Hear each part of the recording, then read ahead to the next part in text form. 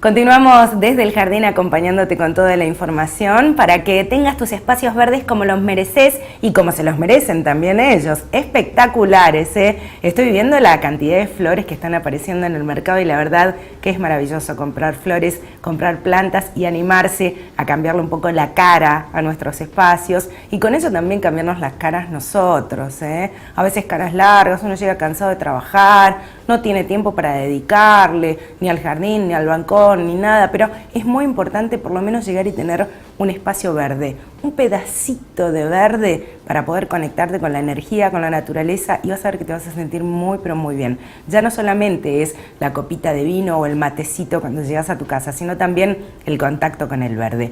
Y en esto del contacto con el verde te quiero invitar a hacer un curso que es muy pero muy interesante, que va a comenzar en días nada más y que se titula Diseño de Espacios Verdes Sustentables con Plantas Nativas, Planificación en ámbitos públicos y privados. Es un curso a distancia, esta es la segunda edición y va a ser dictado nada más y nada menos por el doctor Gabriel Burgueño. Gabriel Burgueño, para aquellos que no lo conocen, es una persona que ha estudiado muchísimo todo lo referente a botánica, diseño del paisaje, que cada vez está más metido en esto de las plantas nativas y que nos puede traer muchísima información muy valiosa para tener en cuenta a la hora de elegir las mejores plantas que no solamente van a engalanar nuestros espacios, sino que también van a dar utilidad, utilidad para que nosotros podamos convivir mejor con la naturaleza. Y Gabriel está aquí, fíjense, hago magia, ¡puf! Y aparece. ¿Cómo estás, Gabriel? Bienvenido. ¿Qué tal? Buen día, gracias por invitarme. Muchísimas gracias a vos por estar aquí con nosotros. La verdad es que me pareció sumamente interesante este curso que se dicta a distancia, porque bueno, no solamente da la oportunidad de participar uno desde aquí en la Argentina, sino desde cualquier lugar del mundo y ganar un poco de conocimiento en esto de lo que son las plantas nativas, que si bien cada región, cada país, cada lugar tiene sus nativas, es importante empezar a conocer un poquito más sobre este tema. ¿Qué son las plantas nativas? Bueno, yo creo que la clave está en lo que acabas de decir, en enfocar la vegetación de cada lugar, porque uno podría pensar plantas nativas a nivel país, si uno piensa en Argentina o en cualquier otra nación, pero es mucho más rico el concepto cuando se desprende de la región natural. Pensemos Argentina como ejemplo, que realmente tiene muchos climas distintos, muchos territorios distintos, incluso culturas contrastantes.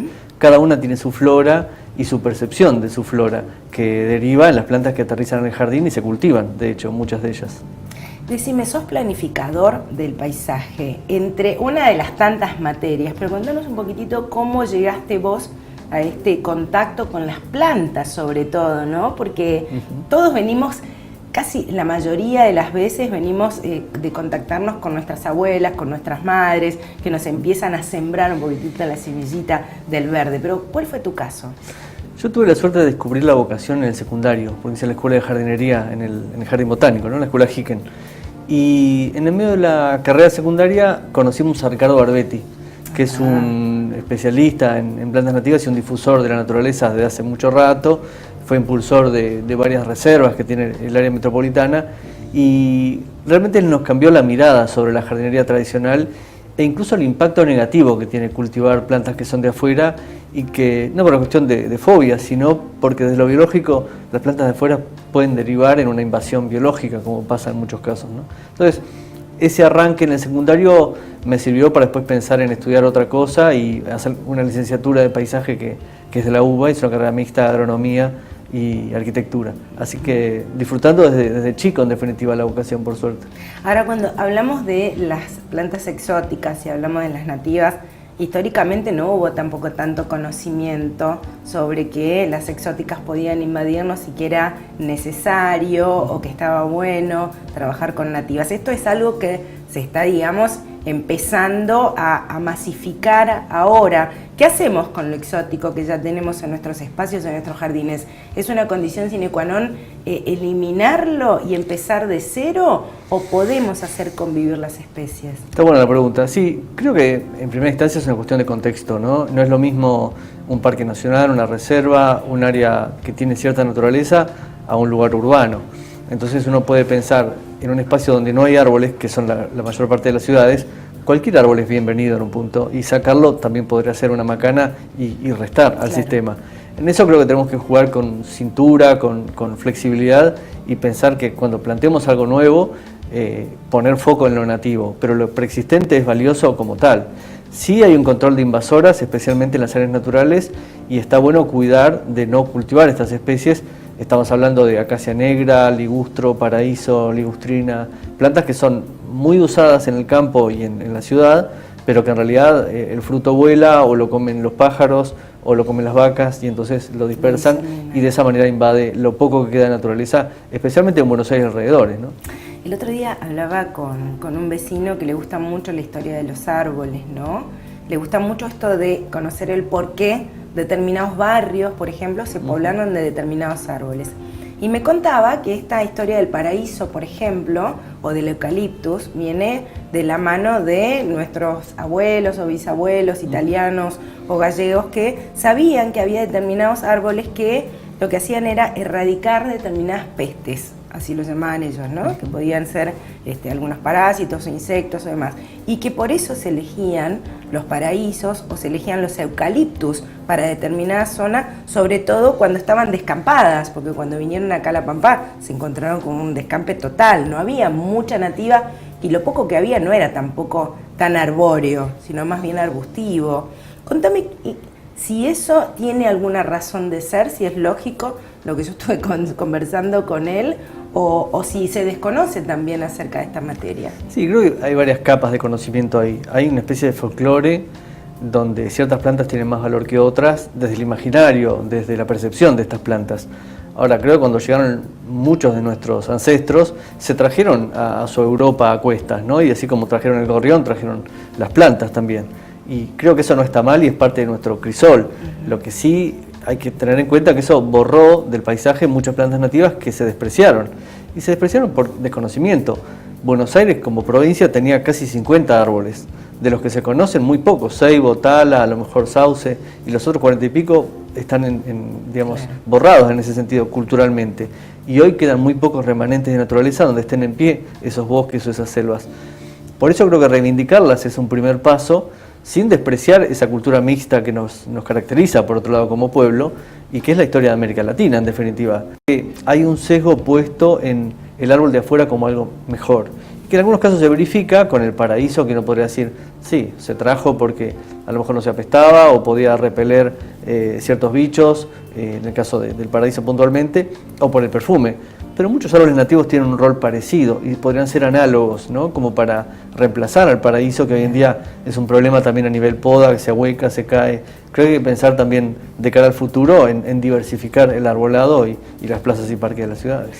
Estamos viendo algunos ejemplos de los árboles que estabas nombrando. Acá estamos viendo un ceibo, ¿no? Que es uno de los árboles típicos de aquí de la zona, sobre todo de aquí, ¿no? De Buenos Aires. Tal cual, el ceibo es un árbol muy distribuido en todo el noreste hasta Buenos Aires, bajando por los ríos Paraná y Uruguay, y es tan grande la distribución en el país que por eso se lo eligió, entre otras cosas, como flor nacional, ¿no? Por eso creo que es un árbol que tiene mucho valor, y aunque hay un imaginario de ceibo desde la nacionalidad como símbolo, ¿no? Como bandera, como escarapela, creo que a veces no se lo aprecia en estado silvestre, que también es una planta muy importante en sus bosques, en sus selvas, ¿no? Sí. Y además que está acompañado por un montón de otras cosas, ¿no? Podríamos pensar árboles de gran porte como azotacaballos, sauce, palmera pindó, que es una palmera que acompaña también en toda esta región. En el Tigre, ¿no? Tal cual, en el Tigre, en la ribera. Y en las zonas un poco más altas de barrancas o de sierras, algarrobo, chañar, tala. Muchos árboles que tienen un valor, incluso el caso del tala, esta es una imagen, tal cual, esta es una imagen del Parque Rivadavia, acá en pleno Caballito, y que ha sobrevivido, ¿no? Pensemos que es un árbol que podría tener más de un siglo, donde lo mejor flores Caballito era campo todavía, ¿no? Anacahuita también un árbol muy recomendable, especialmente para atraer aves, porque el fruto es comido por las aves, y también tiene un valor medicinal, el follaje se usa para vías respiratorias, para todos. Ay, qué bien que me vendría con la gripe que tengo. Tal cual, te haces Ahora, un té. decime la anacahuita, ¿no? Es una especie rara de encontrar acá. Yo la verdad es que no la he visto comúnmente, digo, ¿no? Quizás si me pongo a mirar en detalle podría llegar a encontrarla, pero... En algunos espacios verdes se ve, y lo que sí está creciendo es el interés por estas plantas y el cultivo en viveros especializados. De hecho, hace un par de semanas hubo un encuentro en la Universidad de Luján de una red de viveros de plantas nativas que conformamos con la gente del INTA y de universidades, donde hay viveros comerciales, de investigación, de divulgación, de conservación, y realmente es un tema creciente y que la oferta de estas plantas muestra el interés concreto en el mercado, ¿no? ¿Qué tenemos acá? Un espinoso. Sí, esto es coronillo, que es un árbol muy interesante por las mariposas que atrae. Y es un vínculo que realmente es sutil, pero que es muy efectivo. Si vos plantás ciertas especies, incluso en balcón, en maceta, ¿no?, en terrazas, incluso urbanas, la mariposa viene inmediatamente. Entonces, creo que es algo esperanzador, porque así como en el campo a veces estos bichos también se ven corridos, ¿no?, por la agricultura, por la simplificación del sistema, también en la ciudad quedan menos oportunidades si la planta no está. Y al reintroducirlas, bueno, es un efecto inmediato, ¿no?, de reaparición del bicho que está asociado, sea una mariposa, una ave, un insecto de otro tipo, ¿no?, en general. Le pedí a Gabriel que trajese estas fotos, ¿no?, y muy amablemente te agradezco por compartirlas, porque hay mucho desconocimiento, ¿no? Incluso uno que estudia, uno que está siempre tratando de estar un poquito más allá, desconoce muchas especies porque no las ve, porque es difícil de encontrarlas. Me imagino lo que es para el común, ¿no?, de la gente que tiene mucho menos acceso, salvo que vaya a un vivero especializado para poder encontrarse con ellas. Así que acá estamos compartiendo otras especies. Qué linda esta enredadera. Sí, esto es uña de gato, que es una bignonia llamada bignonia amarilla justamente en los viveros tradicionales y por suerte inserta ya en el mercado formal de jardinería. Sí. Muchas de estas plantas conviven con las cultivadas. Si vas a un vivero, las encontrás tal vez mezcladas. Sí. El viverista a veces no las subraya, no las enfatiza en su venta, pero creo que cada vez es más creciente este interés y por suerte muchas de estas plantas ya están en el mercado formal también como para adquirirlas, ¿no? Qué bueno. Bueno, acá tenemos aparte de adornar nuestro jardín, esto, ¿no?, de atraer todos los seres vivos. Bueno, el burucuyá también, que es maravilloso. A mí me gusta la fruta del burucuyá. Sí, tal cual, es una fruta rica y además que se consume en mermelada, en conservas, es una planta muy útil por otro lado y también medicinal, ¿no?, como sedante, como infusión también. Cambios. Tal cual, para bajar los cambios. Y después, bueno, creo que también otra dimensión clave en el uso de las nativas es el bajar el impacto vinculado al manejo, ¿no?, al agua potable de riego, que en las plantas nativas es mínima, no necesitar agroquímicos y productos que contaminan, ¿no es cierto?, a nivel jardín, suelo, y creo que ese lazo también está bueno pensarlo desde un criterio de sustentabilidad, de un jardín amigable con el ambiente, más allá de la planta decorativa en cada caso, ¿no? Se está tratando de trabajar en los espacios verdes, en los espacios públicos. Acá, de hecho, ustedes hicieron, el otro día estaba repasando alguno de los trabajos, estaba viendo el Centro Municipal de Exposiciones, ¿no?, donde hicieron este techo verde tan maravilloso que está aquí en Buenos Aires y donde ustedes formaron parte. Contame cómo trabajaron y con qué especies trabajaron allí, porque este techo verde ahora forma parte de lo que era un estacionamiento de cemento, un lugar frío, un lugar despojado de toda naturaleza, que ahora se ha convertido en un vergel. Tal cual. Sí, este espacio ha sido producto de un concurso público que ganó el Estudio Minón de Arquitectura y el Estudio Bulla de Paisaje. Nosotros asesoramos al Estudio Bulla en la instancia de documentación de obra. Hicimos una propuesta de una lista muy rica de especies que se consiguió una parte cuando se adquirió, porque ustedes piensan que una plantación pública implica no solo el proyecto, sino también el pliego, la licitación, que haya una oferta concreta de estas plantas y que a veces en la gran escala no están todas y se reemplazan por las posibles dentro de una flexibilidad que plantea el marco. Y por eso, bueno, hoy vemos tal vez un parque más sencillo de lo que se había planificado originalmente en cuanto a diversidad, pero que aún así pone en un escenario urbano por lo menos una docena de plantas y muchas tienen un rol clave en relación a esta reintroducción de identidad y de vínculos con los bichos, especialmente mariposas, ¿no? Por ejemplo, gramíneas ornamentales como una poa que es típica de la sierra acá de la provincia de Buenos Aires y también Paspalum, que es un género muy interesante como planta de pajonal. Y son especies que, igual que la chilca, que es otro protagonista en el parque, en general han necesitado un resignificado porque son plantas visualizadas como maleza en el campo, claro, ¿no? Y reintroducirlas en un ámbito público y con un diseño incluso contemporáneo, actual, creo que es una forma de jerarquizar estas especies y de ponerle un valor que si no, estas especies quedan en el olvido, quedan en el desprecio como planta espontánea sin ningún mérito, ¿no? Mencionaste un tema que es foco, sobre todo para la gente del campo, esto de introducir especies que para ellos son malezas y que se vuelven locos, quieren sacar todos los yuyos, empiezan a comprar todo tipo de agroquímicos, invierten un montón de dinero, ahora que está caro el dólar, no compren tanto veneno, intentan deshacerse, ¿no?, de todas esas especies que en realidad lo que hacen es fomentar el espacio para que los pequeños insectos, para que los pequeños animales puedan hacer sus nidos, puedan vivir y no tengan que moverse, no tengan que emigrar a otros lugares y con esto saturar quizá otros espacios, pelearse con otras especies por el agua, pelearse con otras especies por el alimento. Y por otro lado también esto de dejar la tierra estéril, porque cuando las especies se van, la tierra queda estéril. O sea, pierde todos esos nutrientes que le aportan los insectos, los animales y demás. Pero no entra esto en la cabeza del productor. El productor quiere tener 1000 hectáreas divinas de soja y quiere ver así el horizonte plagado de soja y decir, acá voy a recolectar tanto dinero. ¿Cómo se trabaja? Porque ahora esto de la siembra la plantación de autóctonas, de nativas, empieza a extenderse y hay muchos otros paisajistas y hay muchas otras personas que quieren tener autóctonas en su casa. Pero eso de alguna manera rivaliza con la producción. ¿Cómo se puede hacer para llegar a un entendimiento? ¿Cómo se puede llegar a hacer para educar también, ¿no?, al productor en qué es necesario, aunque sea una franja cada tanto, de especies nativas? Sí, creo que la clave está en el concepto de corredor verde o corredor biológico, donde un camino rural, un alambrado, un arroyo, un canal sirve para conectar fragmentos de naturaleza que van quedando en reservas públicas o en ámbitos abandonados, entre comillas, de la producción y que la naturaleza recoloniza.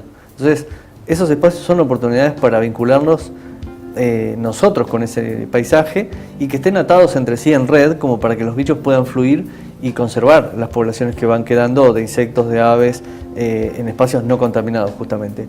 Y creo que el chiste está en descubrir que estos reservorios de insectos son, por ejemplo, reservorios de controladores biológicos, que son insectos que pueden comer otros insectos, o son insectos polinizadores. Hay una crisis de la abeja o de muchos insectos en este momento, donde sin ciertos insectos no hay polinización, sin polen no hay fruto, entonces hay producciones que podrían entrar, digamos, en riesgo si es que no lo están ya, y me parece que también es lógico pensar en una agricultura más sustentable de cara al futuro. No puedo estar décadas o siglos aplicando el mismo producto, y en la medida que hay diversidad de bichos y de plantas, la producción también es más fácil y más amigable. Creo que hay que verlo como un sistema integrado y no ver producción y naturaleza por otro lado, sino que van de la mano porque el ambiente es uno solo. Cuando veo a veces estos desmontes, ¿no?, en los campos, sobre todo en la periferia, donde se podrían bien dejar los pequeños montes para que los animales se puedan cubrir y proteger del excesivo calor, del excesivo frío. Cuando veo esos desmontes, la verdad es que me da mucha pena y me doy cuenta de que en muchos de los casos no lo hacen por una cuestión de maldad, sino por ignorancia. Y me da mucha más pena, ¿no?, el tema de la ignorancia, porque por algo están esos montes y por algo los dejaron y por algo surgieron en esas esquinas, así que es un buen punto para tener en cuenta, ¿no?, tratar de educar al soberano, como se dice, y tratar de llevar este mensaje de la importancia de las nativas. Por eso quería invitarte, porque he escuchado tanto hablar de vos, lo tengo que decir, sos casi mira, mi ídolo, he escuchado tanto hablar de vos, de todo este trabajo que venís haciendo con las plantas nativas, y la verdad es que me gusta y lo quería compartir con toda la gente, porque a veces charlando con vecinas o con amigas me dicen, ay, ¿sabes que no tengo más mariposas en casa? Tal cual. ¿Sabes que no tengo más saltamontes en casa? Me gustaba ver el tatadiós cada tanto que aparecía un tatadiós, o la vaquita de San Antonio. Y bueno, y sé que en esto de las plantas nativas también juega un rol importante esto de volver a traer estos viejos insectos que convivían con nosotros a casa, ¿no? Tal cual, tal cual. Incluso me parece que la presencia del insecto es como un indicador de salud, ¿no?, de salud ambiental y de salud, digamos, para nosotros como usuarios, así que van de la mano. Cuando hablábamos recién del Centro Municipal de Exposiciones y me hablabas de del verde y de que vuelve a aparecer un poco el sistema de insectos y demás, pensaba en los chicos de departamento, como así los mencionábamos, los que nacimos en provincia de Buenos Aires. Estábamos los que habíamos nacido en el barrio y jugábamos con los bichos, y los chicos de departamento, que no habían visto nunca una lagartija o que nunca habían tenido contacto con un bicho bolita. Y la oportunidad también esta, ¿no?, de los espacios verdes con nativas y de encontrarse y poder salir y disfrutar una tarde los padres con los hijos, con los abuelos, y poder volver a encontrarse con esa fauna. Tal cual, sí, creo que por el lado de la mariposa eso está bastante instalado. De hecho, el Jardín Botánico tiene un nuevo cantero conformando un jardín de mariposas justamente, con plantas que les dan de comer al adulto o a la oruga, ¿no? Y eso también es un atractivo y un espacio educativo como para ver ejemplos en un ámbito público también. Hablando de ejemplos, vamos a ver algunas fotos más que nos trajiste para... Mira, acá estamos viendo una gramínea que en el campo se están arrancando los pelos. Tal cual, sí, hay muchas gramíneas que son muy austeras porque son espontáneas en costados de caminos, entre cultivos por supuesto, y que también tienen un rol decorativo. De hecho, varias de estas especies ya están en cultivo masivo y se pueden comprar en un vivero tradicional, ¿no? Y además, bueno, muchas de estas plantas son muy sencillas de propagar, vale decir, no solo es comprarlas, ¿no?, sino también sembrarlas uno mismo. Este ejemplo es de la poa que te decía, que es una planta exclusiva de la provincia de Buenos Aires, es endémica de la provincia de Buenos Aires, y ahí lo que se ve son hijuelos que se pueden sacar de la planta y plantar muy fácilmente. Así que también es esperanzador esto, ¿no? No solo comprarlas, sino también propagarlas nosotros mismos. Qué linda, me encanta la poa, la verdad que es tan linda. El otro día estaba viendo una entrada de una casa muy importante que tenía 2 poas así en su entrada y dan como una personalidad distinta, ¿no?, a la recepción, digamos, ¿no? Aquí vemos un césped. Sí, esto es grambillón, que es un césped que ha quedado un poco en el olvido. Sí.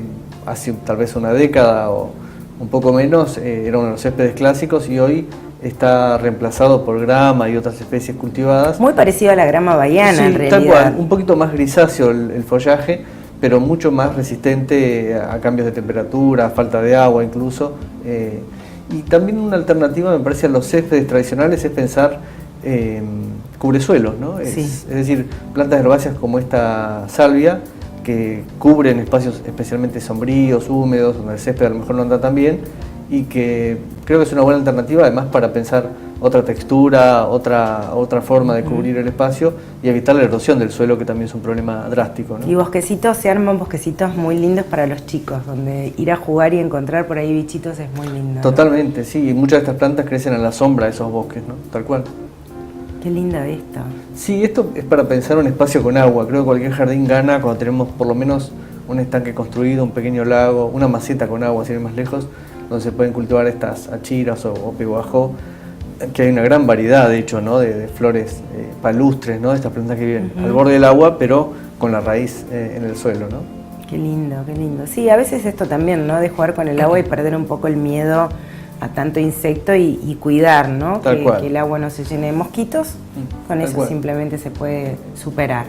Sí, acá estas imágenes, sí, lo que está mostrando es el fresno como un ejemplo justamente de árbol invasor. El fresno es un árbol de Estados Unidos y el fruto vuela. Sí. Entonces, bueno, como muchas ciudades de la región pampeana y del resto del país también tienen fresno en el arbolado, bueno, este fruto vuela y es un invasor en campos y áreas semi-naturales. Y crece muy fácil, muy rápido. Es una planta, sí, muy peligrosa en ese sentido, igual que acá negra, porque al crecer tan fácil, realmente desplaza a las especies nativas de los pequeños bosquecitos de tala o de chañar o de algarrobo que puedan quedar. Y bueno, está bueno, me parece, visualizarlos como una amenaza. Acacia negra, les diría, casi todos los ríos y arroyos de la región pampeana tienen invasión de esta planta, en algunos lugares más grave, en otros menos, pero creo que es importante de alguna manera frenar el avance de estas especies con el reemplazo, ¿no? Bueno, acá tenemos camalote, que es otra planta de agua, en este caso sí una planta acuática libre, flotante, y que también es ideal como para un estanque o para un lago artificial. Espectacular, sí, divina. Muy fácil. Muy linda. Y viste cuando vamos al Tigre que vienen esas inundaciones y quedan los camalotes por ahí varados. Llenos de flores, tal cual. Sí, hay que aprovechar los camalotes. Aparte se reproducen facilísimo. Sí, sí. Acá tenemos otra invasora que es lirio europeo y que también es una planta bonita, y ahí tenemos un conflicto porque al ser bonita es difícil que la gente la tome como un problema. Y sin embargo a nivel ambiental es un conflicto, ¿no? Y está bueno visualizarlo así.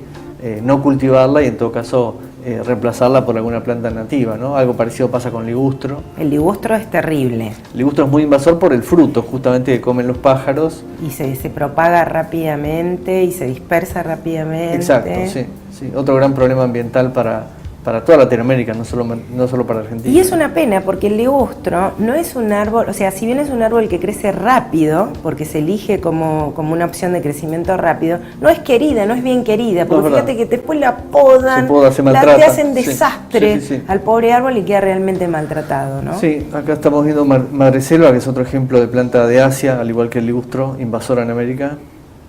Y que bueno, también tiene un fruto comestible para las aves y por eso es tan exitosa como invasora.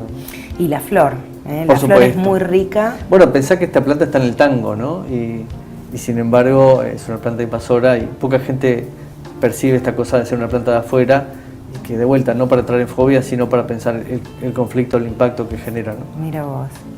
Y acá vemos el paraíso. Lo mismo, tal cual una planta de Asia, invasora en América. Que yo te tengo que confesar que amo el perfume del paraíso. Por supuesto, ¿no? Ese es no hay uno de los valores. Momento en la vida que la floración del paraíso. Tal cual, octubre, ¿no? Más o menos. Qué rico. Tal cual, los primeros días de calorcito. Muy rico. Pero bueno, pensar eso, ¿no? Más pensar ir cuando uno va reponiendo las especies, pensar cómo reemplazarlos, cómo complementarlos. Perfecto. Bueno. Vamos a cortar acá, si te parece, ¿Cómo no? Y al regreso vamos a estar conversando del curso que se viene para que todos puedan anotarse, para que todos puedan participar, para que todos puedan aprender y todos podamos ser un poquito más creativos y aprender sobre las plantas autóctonas. Y también vamos a estar dándote datos de dónde encontrar todos los datos, porque hay libros, sí, vas a poder tener tu libro de plantas nativas, de plantas autóctonas, en un ratito nada más, desde el jardín. Y seguimos aquí desde el jardín invitándote a participar, fíjate, del diseño de espacios verdes sustentables, no te lo puedes perder, con plantas nativas, planificación en ámbitos públicos y privados. Es un curso a distancia, esta es la segunda edición, allí estamos viéndolo, muchísimas gracias señor director. Vas a poder anotarte, vas a poder cursarlo a distancia, tranquilamente, desde la comodidad de tu casa, de tu sillón, de donde lo creas pertinente. 2 meses y medio, 2 meses y 30 días para envío de trabajo de evaluación final, dice ahí. Informes e inscripción. Curso a distancia @paisajismodigital.com. No voy a decir pavadas, voy a leer lo que dice exactamente. Pero sí, mientras tanto, yo les quiero contar un poquitito acerca de Paisajismo Digital, que fue fundada en el año 2006 y es dirigida por Rosana Almuzara Bertolucci, arquitecta de la Universidad Nacional de Buenos Aires y paisajista de la Asociación Española de Paisajistas. Paisajismo Digital está conformada por un equipo multidisciplinario de arquitectos, arquitectos paisajistas y planificadores urbanos y diseñadores digitales expertos en nuevas tecnologías. La misión principal de Paisajismo Digital se centra en 3 áreas de intervención: planificación, diseño y ejecución de proyectos de arquitectura del paisaje, formación profesional orientada a paisajistas, jardineros y estudiantes, y también paisajismo 3D, modelado en 3D y representación de foto realista de proyectos de paisajismo. Bueno, pueden encontrar más información ingresando, por supuesto, en la página de Paisajismo Digital. Y si no, anotándose en este curso de espacios verdes sustentables con plantas nativas, que será dictado nada más y nada menos que por Gabriel Burgueño, que está aquí sentadito con nosotros, un capo de las plantas nativas. Se ríe cuando yo digo eso. Pero la verdad es que hay que contarlo, porque sabes que hay mucho desconocimiento, Gabriel, sobre el potencial que tenemos y sobre la materia prima que tenemos, ¿no? No es solamente ser paisajista o ser un buen botánico, sino también poder compartir todo este conocimiento y poder mejorar nuestro entorno. Cuando hablamos de diseños sustentables, cuando hablamos de medio ambiente, cuando hablamos de mejorar, de separar la basura y demás, también tenemos que pensar en qué podemos hacer nosotros desde nuestro pequeño aporte para que día a día el medio ambiente esté mejor. Sí, tal cual. Yo creo que el paisaje es una categoría que nos sirve para eso porque, a diferencia de ambiente, el paisaje involucra al ser humano, al usuario, ¿no? Claro. Y en este curso nuestra idea es volcar estos contenidos con una metodología de diseño para darle valor a estas plantas que, como decíamos antes, a veces caen con un rótulo de desprecio, de maleza, de yuyo. Y creo que jerarquizando estas especies con el diseño se gana en una revalorización que ya tenemos antecedentes. Pensemos la moda de las gramíneas, por ejemplo, que hay de acá y hay gramíneas de África, de Europa, claro, de Asia. Y realmente hace 20 años pensar en cultivar estas plantas era un sueño, digamos, y hoy están instaladas. Entonces creo que eso forma parte de la percepción que tenemos de estas plantas, que por alguna razón se les ha dado un marco de valor, y es en gran parte a través del diseño, justamente. Qué lindo esto, ¿eh? Bueno, así que todos los que se quieran anotar al curso lo pueden hacer, lo van a cursar de manera digital, que es muy cómodo, eso también. 2 meses el curso y 30 días para presentar el trabajo. Tal cual, son 8 entregas, o sea, una vez por semana hay una entrega de un contenido distinto, y hay un foro de consultas, hay videos, hay audio de acompañamiento, y la idea es que cada alumno tenga su proceso de aprendizaje y de aplicación de los contenidos en un proyecto real, y que eso después se corrige, se pule, se mejora, como para que haya también un recorrido y un aprendizaje a través del hacer, en definitiva, y no solamente del escuchar de modo pasivo. ¿Es necesario tener conocimiento de algo, de plantas, un básico, o cualquiera por una cuestión de curiosidad vio este programa y dice, me gustaría, estoy interesado, no sé nada? No, nunca tuve una planta en mi casa, nunca me sobrevivió nada. Bien, no, es un curso introductorio y que nosotros apuntamos a gente que lo va a aplicar después en su trabajo como diseñador, en su trabajo como arquitecto, pero también como aficionado en su jardín, en su espacio verde. O sea que no hace falta ningún conocimiento en particular, cada uno le saca jugo a su manera, a su escala. Y también nosotros nos enfocamos en la vegetación de cada región, porque es un curso para el universo iberoamericano, con lo cual no solamente la vegetación argentina, sino también del resto de Latinoamérica y de la península ibérica. O sea que es un curso muy amplio en eso, donde vamos generando conocimiento y consejos para cada región en particular. ¿Cuándo comienza el curso? Ahora en mediados de septiembre es la fecha de arranque. ¿Hay tiempo para anotarse? Sí, hay tiempo, y después, bueno, cada uno sigue el contenido a su ritmo, pero cada envío es una vez por semana. Bueno, ahí está, me voy a anotar, me parece. Muy bien, bienvenida. Igual te digo más, si vos no estás dudando y decís me gustaría saber algo primero de algunas plantas, ver un poquitito, entrar en clima, podés comprar alguno de estos libros, porque tenemos libros también, ¿o no? Sí, realmente hay un mundo vinculado a los libros de plantas nativas. Nosotros estamos trabajando en la reedición de este, que fue un primer libro del 2009 y que salió a partir de un curso que damos en Aves Argentinas todos los años de diseño para traer aves y mariposas al jardín. Qué lindo. Es otro tema, pero vinculado también.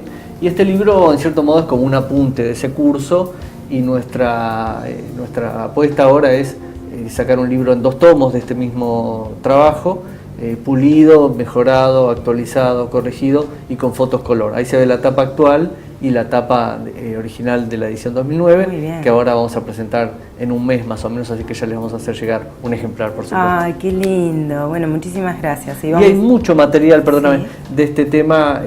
Hay varios lugares, incluso librerías especializadas, y en Aves Argentinas, de hecho, que es una ONG dedicada al ambiente, tiene una tienda de estas cosas, y hay muchos autores que han generado guías de plantas, de árboles, de mariposas incluso, y de estos animales asociados al paisaje, de manera que hay mucho material para aprender más allá de los cursos, por supuesto. Qué bueno, qué bueno. La verdad es que es muy bueno tenerlo en cuenta, porque uno nunca sabe, ¿no?, dónde encontrar información. Está bueno recorrer las bibliotecas, que para eso están el Botánico de aquí de Buenos Aires, que tiene una biblioteca impresionante. Así es. Cualquiera de las escuelas de paisajismo, que Así también tienen nutrida biblioteca, y a veces se sorprende uno cuando se sienta un ratito y le puede dedicar a los libros. Tal cual. Pero incluso en las librerías tradicionales, no vamos a dar ningún chivo, pero en las librerías tradicionales muchos de estos libros ya están también accesibles, así que creo que hay una red de conocimiento en papel y digital como para explorar el que tenga curiosidad y ganas. Buenísimo. Bueno, aquellos que se quieran anotar entonces en el curso a distancia, pueden hacerlo a través de cursoadistancia@paisajismodigital.com. Allí van a conseguir toda la información necesaria e incluso se van a poder inscribir. La página paisajismodigital.com, si quieren encontrar más información, /curso diseño de espacios verdes con plantas nativas, y si no, escriben, se lo reitero, cursoadistancia@ paisajismodigital.com, sino en cualquiera de las librerías tradicionales, hacerse de estos libros maravillosos escritos por Gabriel Burgueño junto a Claudia Nardini. ¿Quién es Claudia? Claudia Nardini es una naturalista justamente de Aves Argentinas que tiene una carrera de naturalismo en la sede y también tiene cursos a distancia. Y ella nos ha aportado en este libro y en los cursos también la dimensión vinculada a los bichos, ¿no? Porque el espacio verde sin los bichos no sería lo mismo. No funciona. Y en este enfoque del espacio sustentable, con más razón, donde los bichos son no solo vida silvestre, sino también valor como indicador de salud ambiental. Gabriel, hay un bicho detrás de cámara que me está diciendo que nos tenemos que despedir porque vos tenés un compromiso y no quiero que faltes por mi culpa. Gracias por el espacio y bueno, estamos para cualquier otra consulta. Dale, seguramente volveremos a encontrarnos y te vamos a convocar, ¿eh? Cómo no, muchas Muy gracias. Muy agradable conversar contigo. Gracias, buenos días. Muy amable, ¿eh? Gabriel Burgueño entonces estuvo aquí con nosotros.